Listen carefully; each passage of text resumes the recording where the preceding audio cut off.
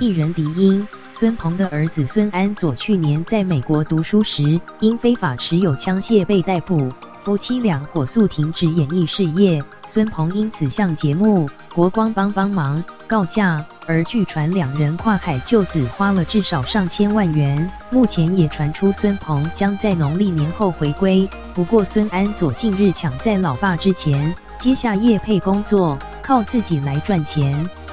孙鹏因救子向国光帮帮忙告假多时，外界不少人好奇他何时回归。搭档屈中恒22日出席活动时透露，最快要农历年后。而据了解，孙鹏因此至少少赚上百万元。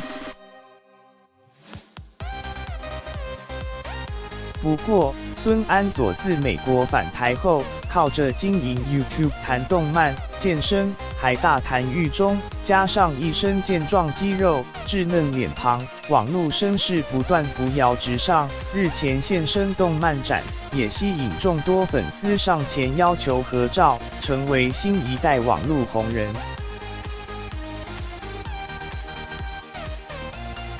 而孙安佐昨晚26日也在 Instagram 秀出业配文，只见他将动漫公仔赫斯提亚和乳清一起拍照，除了介绍乳清的优点之外，也惊讶地说没想到他也有自己折扣码的一天，更笑说公仔没包含在产品内，让不少粉丝惊呼开始接业配了。他也在下方幽默回应，至少他可以不用再担心自己的乳清去哪买。